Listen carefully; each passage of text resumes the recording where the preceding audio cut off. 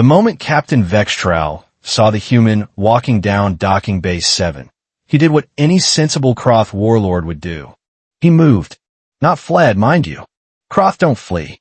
They strategically relocate with tremendous efficiency. The human wasn't particularly large by her species standards, maybe 1.7 meters of compact muscle and casual confidence. Her name was Riley Morgan, and she carried herself like someone who had absolutely nothing to prove, which, as anyone with half a survival instinct knows, means they've already proven everything that matters. Is that, whispered Grix, his second-in-command, all four of his eye stalks extending in horror. Is that a Deathworlder? Worse, Vextrau muttered, his scales rippling with involuntary fear responses. That's a human. Now, before you start thinking the captain was overreacting, let me paint you a picture.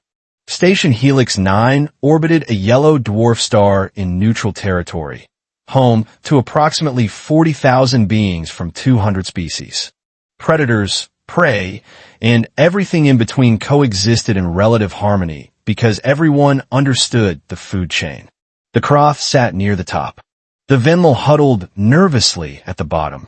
The Arxer scared everyone except the Kroth. Then humans showed up and made absolutely no sense whatsoever. Riley stopped at a juice vendor, her boots making soft thuds against the deck plating. The Phibian running the stall, a normally chatty amphibian named Glubtrek, suddenly became very interested in cleaning glasses that were already spotless.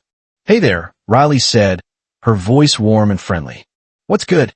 Glubtrek's throat sac inflated twice its normal size. A fear response. "Everything. Nothing. I mean, the Jushin blend is popular? I'll take one. Large." The transaction took maybe 30 seconds, but Vextrau watched the entire corridor transform. A group of Arxer mercenaries, each one capable of tearing through reinforced steel with their bare claws, suddenly remembered they had urgent business elsewhere.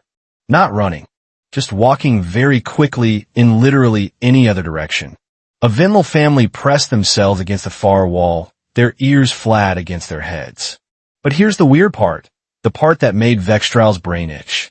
The mother was positioning herself between her children and the human, yes, but she wasn't trembling. She was watching, calculating, like she knew something the predators didn't. Riley paid for her juice, left a tip that made Glubtrek's eyes bulge, and continued down the corridor while sipping contentedly. "She's heading toward the commercial district," Grix observed, stating the obvious because sometimes when you're terrified, your brain defaults to basic facts. "I can see that. Should we warn Commander Threx?"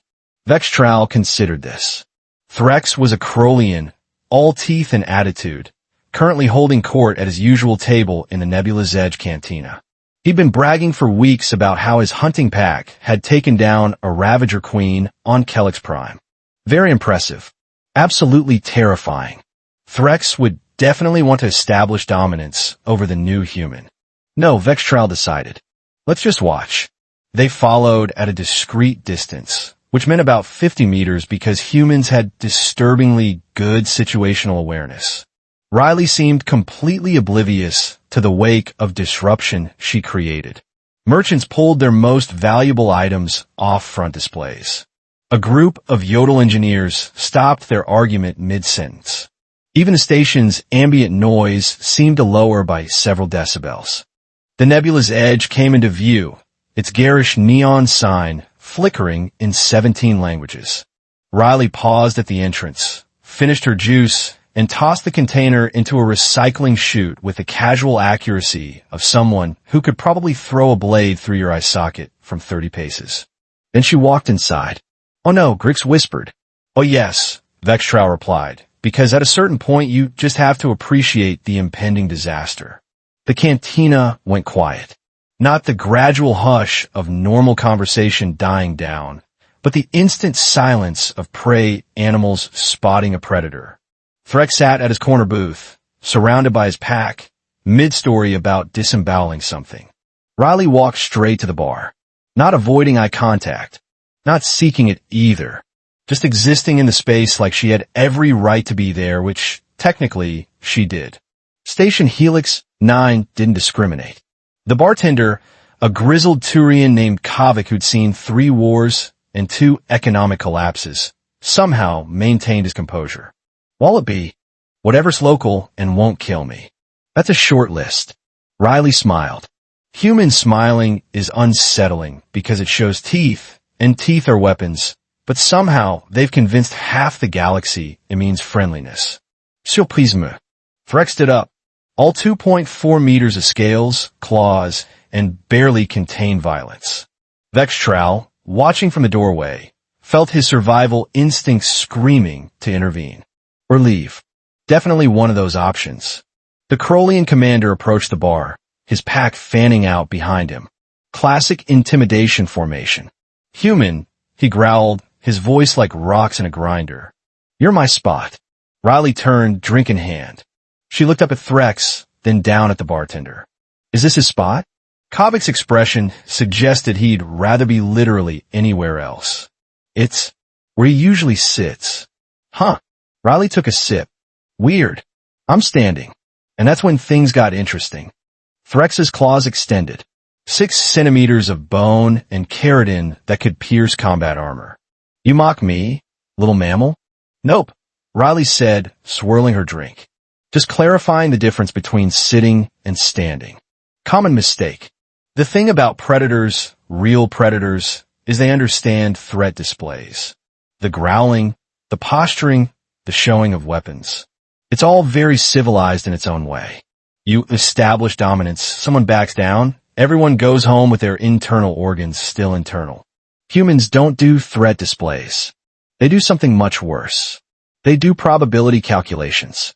Vextral watched Riley's posture shift, barely perceptible, weight distributed differently. Her empty hand rested near her belt, where a standard issue plasma cutter hung. Not a weapon, technically, but then again, neither was the juice container she'd thrown earlier with such casual precision. Last chance? Threx snarled. Apologize, or I'll teach you why mammals shouldn't challenge apex predators. Riley took another sip. Calm. Relaxed. Absolutely terrifying. Okay, question. You ever wonder why your hunting pack took down one Ravager queen, while humans have been farming them for their venom glands for like 3 years now? The cantina somehow got quieter. What? Threx's confidence flickered. On Kellex Prime, right? We've got a research colony there. Nice people. They milk about 40 queens every month. Very sustainable operation. Riley set down her glass. See, you're thinking like a predator. Hunt, kill, survive. Super valid. But humans? We're persistently optimistic omnivores with opposable thumbs and a truly unfortunate lack of self-preservation instincts. Grix leaned toward Vextral. Is she explaining her own threat level to him? I think so, yes. Riley continued, apparently just getting started. You've got claws, teeth, natural armor. Awesome. Very intimidating. I got a brain that looked at the deadliest creatures on my planet and said, hey, let's ride those. Let's make friends with those. Let's selectively breed those until they love us more than survival itself. A small Venlil, barely into adolescence, peered around his mother's legs near the back of the cantina. His ears perked up, attentive. Listening. Threx's pack shifted uncomfortably. They were starting to realize what the prey species already knew. You want to know the real difference between us? Riley's voice stayed conversational, almost friendly. You're an apex predator in your environment. Congratulations. Seriously, that's impressive. Your species clawed its way to the top of one food chain on one planet. Respect. She picked up her drink again.